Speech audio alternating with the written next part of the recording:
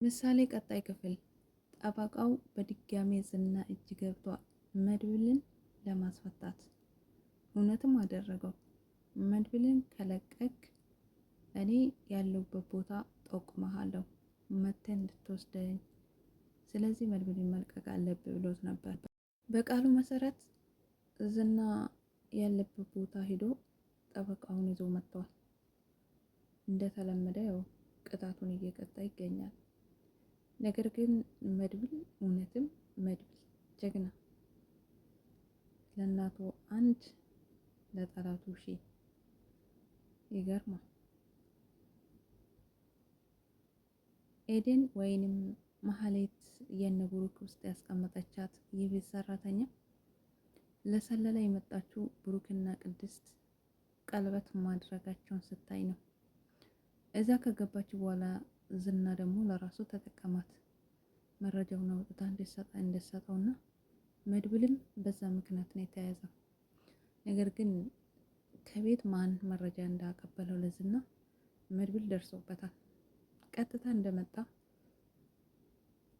ኤደንን ነው የጠየቃት። እሷም ታዲያ መሀሌት ቤት ውስጥ ገብታ እንድትሰልልና ብሩክና ቅድስት ትዳራቸውን እንድትበጠብጥ እንዲሁም ደግሞ ልጅቷን ከጊዜ በኋላ ይዛባት ከዝና ጋር እንዳገናኘቻትና ለዝና መረጃውን እንድታቀብል እንዳደረገቻት ተናግራለች።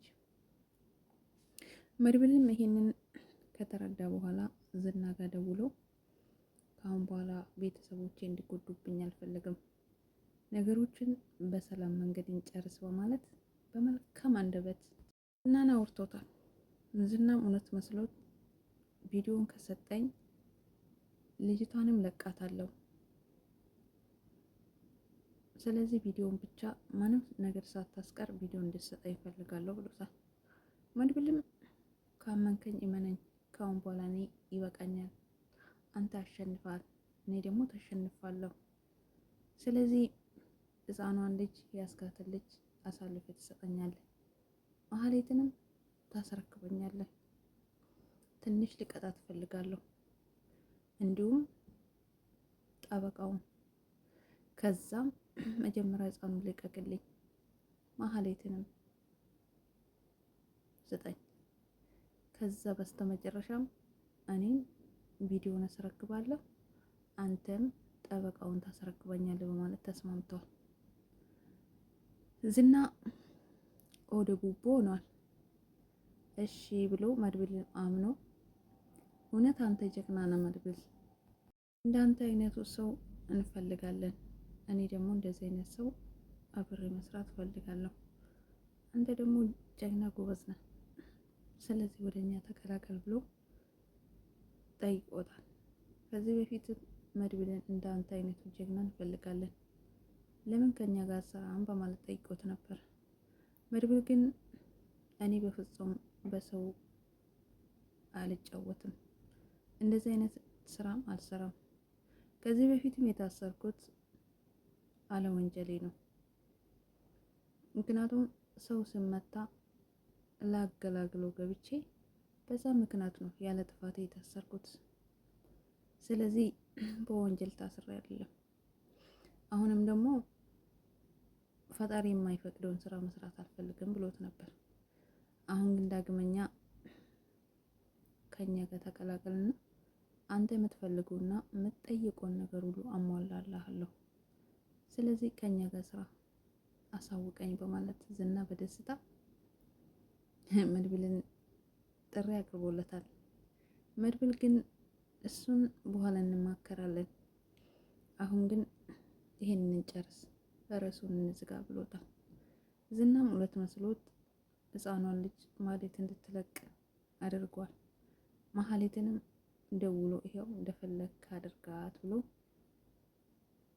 መሀሌትም እነ መድብል ልጅ ገብታለች። ዝናም ተሸውዶ ግን ተጠራጥሮ ነበር። ጠበቃውን ይዞ ወደ ዝና ወደ ቀጠረበት ቦታ ግን ሳስበው ዝናም ለመድብል የሆነ ነገር ያስብለት ይመስለኛል። ምክንያቱም ወይ ጠበቃው ወይንም ደግሞ ምናልባት መድብልን፣ ምክንያቱም የራሱን ሰዎች አሰማርቶ ነበር። እየደወለ ጥንቃቄ አድርጉ፣ በዛም ጠብቁ ብለው ስልክ እየደወለ ስልክ በድንገት ተቋረጠ። ምክንያቱም መድብልም ሰዎች አሉት፣ ብሩክና ሞገስም ከአንተ ጋር ነን፣ መቼም ቢሆን ከአንተ አንቀርም ብሎታል። ስለዚህ ሶስቱ ወንድማማቾች ይተማማሉ። እንግዲያውስ ከአንተ ጋር እንሆናለን ካላችሁ ነገር ያቀድኩት እቅድ ቀላል ይመስላል እንጂ ከባድ ነው። ያንን ሁሉ ችላችሁ ለመግባትና ለመጋፈጥ ሞክሩ፣ ወይንም ደግሞ መጋፈጥ ይኖርባቸዋል ብለዋቸዋል።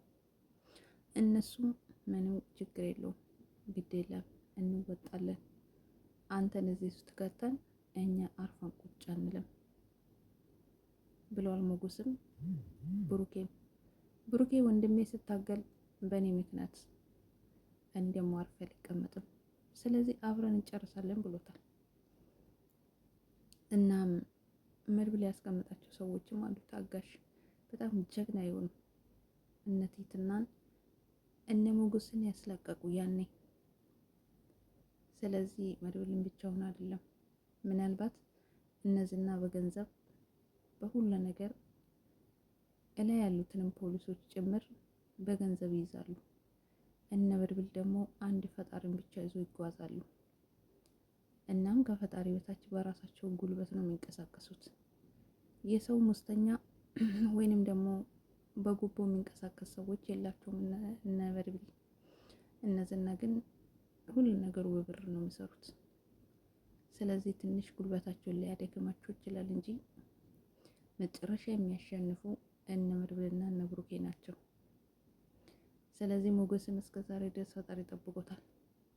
አሁንም ዝና ታዲያ ተሸውዶ ጠበቃውን ቀጠሮ ቦታ ይዘው መጥቶ ከች ብሏል። እየተደዋወለ እያለ ስልክ ድንገት ሲቋረጥበት መድብል ከኋላ መጥቶ ደቀነበት። ዝናም ደነገጠ። መድብል ሸወርከኝ፣ ባትሸውድ ይሻላል ብሎታል።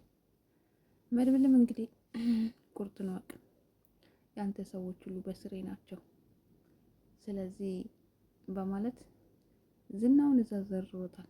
ጠበቃ መኪና ውስጥ ነው፣ አፉን አሽጎለታል። መናገርም አይችልም፣ ታስሯል ይመስለኛል። ስለዚህ መድብል ጠበቃውን ይዞ ያመልጣል ወይ ዝና ከተኛበት ይነሳ ይሁን? እንግዲህ ውድ ቤተሰብ